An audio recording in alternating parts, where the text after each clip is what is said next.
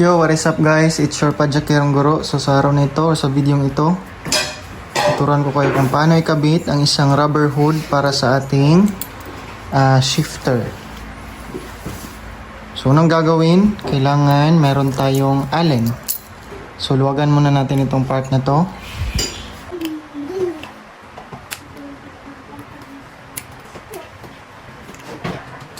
So kailangan luwagan ng part na to para magkaroon tayo ng spasyo rito.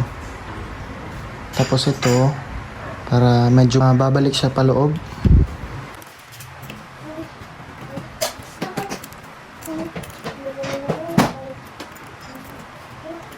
Alright, so kung mapapansin nyo, meron tayong spasyo rito.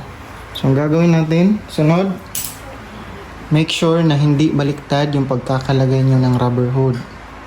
Ayan, so ipapasok lang natin ito, tapos hihilahin itong sa may ibabaw na bahagi. So medyo mahirap ito guys, so kailangan ng lakas.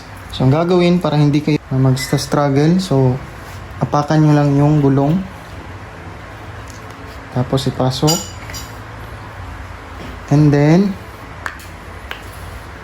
pag napatong na ito yung ibabaw, ang gagawin ninyo ay tutulak nyo itong sa ibabang bahagi habang hinihila yung ibabaw na bahagi ng rubber hood. So, paunti-unti lang guys, tapos konting ingat at baka mapunit yung rubber hood natin.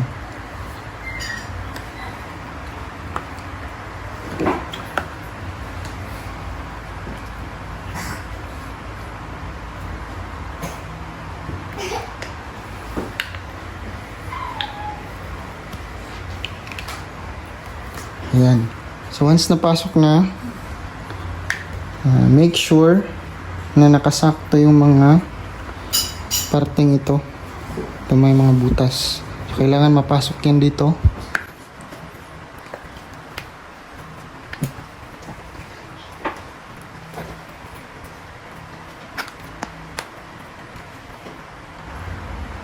Tapos yung sa ibabaw na bahagi, make sure na nakalock sa ibabaw. Yan. So meron yung guide dyan. May guhit. Tapos sa ibabaw, kung makikita nyo mayroong lock dito. So bago nyo i-lock yan, make sure na ibalik nyo yung niluwagan yung bolt kanina.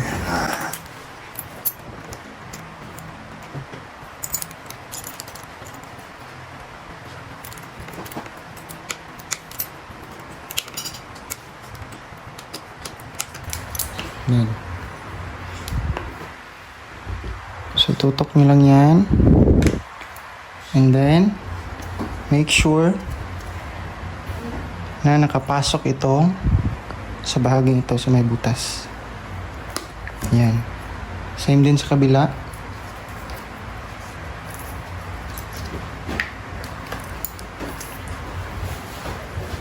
Yan.